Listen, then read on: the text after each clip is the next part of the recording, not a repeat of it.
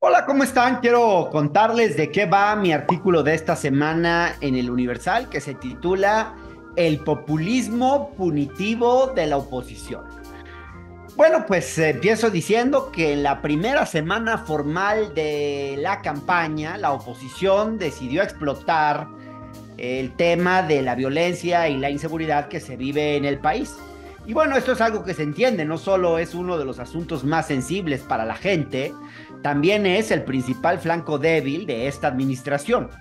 Xóchitl Gálvez, que iba a empezar su campaña en Guanajuato, decidió hacerlo en Fresnillo.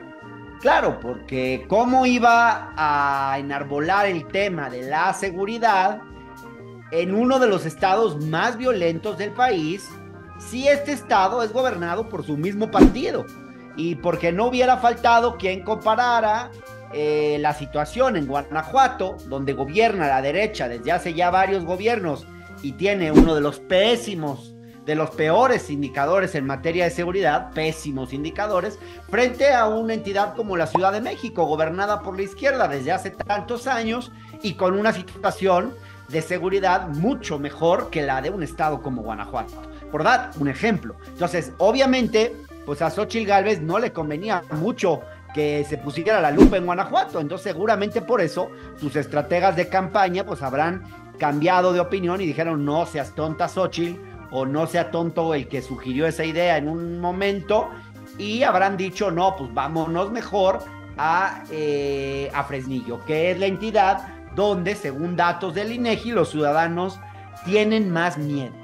Es un municipio que está en Zacatecas, donde sabemos que la situación es también muy complicada y en consecuencia pues hay miedo entre la población. Entonces ya con esto creo que podemos anticipar por dónde va la estrategia de lo que Noroña llama el Frente Guango por México.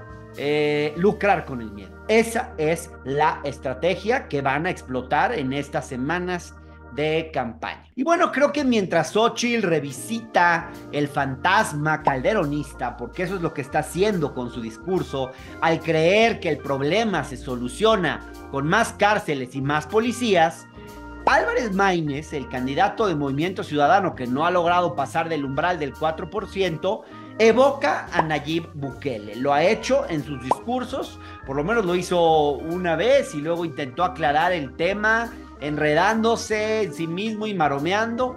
Pero bueno, el caso es que tanto el Frente, tanto Xóchitl como Álvarez Maínez, en el fondo están coqueteando con la mano dura, aunque en el caso de Xóchitl es más explícito, en el caso de Maínez es como que lo hace de manera vergonzante, como que lanza la piedra y esconde la mano. Ahorita les voy a decir por qué. Pero vamos a empezar con Xóchitl, que es la más importante en esta contienda. Primero quiero decirles que como senadora, Xóchitl tenía un discurso progre, sobre todo para estándares panistas. Yo recuerdo haberla entrevistado muchas veces y me sorprendía ver lo diferente que Xóchitl era de Acción Nacional, como en su discurso, en algunos de sus planteamientos, de sus convicciones, especialmente en temas, digamos, como de la familia, diversidad sexual, pero también derechos humanos. Xóchitl siempre se distinguió. Bueno, yo me acuerdo que la tuve en mi programa hablando de cómo ella reprobaba esta visita de Vox y cómo varios senadores del PAN habían recibido a Santiago Abascal en el Senado y se habían sumado a la Carta de Madrid y todo este rollo. Entonces, claro que Xóchitl traía un discurso diferente. Se mostraba preocupada por los derechos humanos, por las libertades individuales, etcétera, etcétera. Hoy, por lo visto, eso quedó atrás. Hoy, por lo visto, la estrategia electoral le exige otra cosa. De ahí que la candidata pues haya iniciado su campaña con una narrativa belicista, lanzándose, digamos, con la brillante idea de construir 3 cárceles de alta seguridad y con tecnología de punta, como ella ha dicho, muy parecido al rollo de Bukele. Creo que es un error, es una inmensa equivocación. Para empezar, es poco consistente asumir que una prisión severa y muy bien resguardada va a inhibir las conductas delictivas, pues es algo infantil. Es populismo punitivo del más barato. Incluso creo yo que es partir de un diagnóstico equivocado. Como ya lo hizo notar Carlos Pérez Ricard, las cárceles federales no tienen hoy un problema de sobrepoblación como sí lo tienen algunas de las cárceles estatales.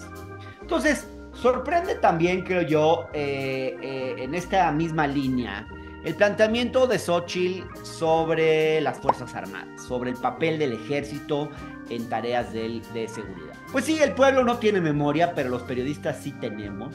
Y en 2022 recuerdo perfectamente que cuando se discutía el papel de la Guardia Nacional, la entonces senadora discursaba y decía: estamos dándole un poder desmedido al ejército. Y luego preguntaba y decía: ¿de verdad quieren ustedes poner en manos del ejército un tema tan delicado como es el de la seguridad del país? Se preguntaba, claramente reprochando la participación del ejército en tareas de seguridad. Pues varios de la oposición criticaron eso, aunque el calderonismo es precisamente lo que hizo. Fue el primero en hacerlo. Luego el obradorismo desafortunadamente continuó esa tendencia. Pero no es eso a lo que quería ir. A lo que quiero ir es a mostrar cómo ha cambiado el discurso de la Gálvez. En su arranque de campaña dijo clarito, cito: vamos a sacar a los soldados y marinos de las tareas civiles que los distraen de su misión principal, que es defender a México de la mayor amenaza a nuestra soberanía, que es el control territorial del crimen organizado sobre vastas zonas del país.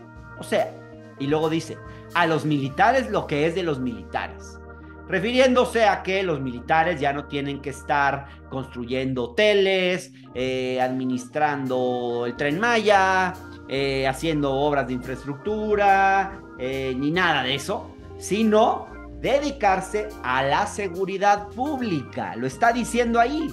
Es una maroma, pero porque lo disfraza de soberanía, protegiendo nuestra soberanía, porque claro, para ella los militares y para muchos, pues sí, su función principal es cuidar la soberanía, pero ahora lo está planteando, justificando eso como diciendo que la amenaza a la soberanía viene de precisamente del comportamiento de los cárteles. No es lo que decía en febrero de 2022, cuando se discutió el tema del papel de los militares y los marinos en la Guardia Nacional.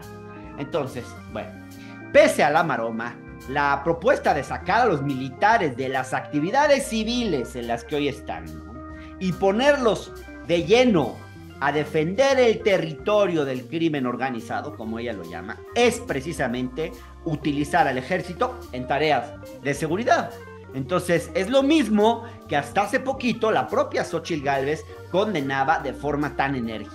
Algo cambió, pues que se dieron cuenta que hay que plantear mano dura, y se dieron cuenta también, seguramente vieron las encuestas y observaron pues que la mayor parte de la gente en este país está a favor del uso de los militares en tareas de seguridad pública.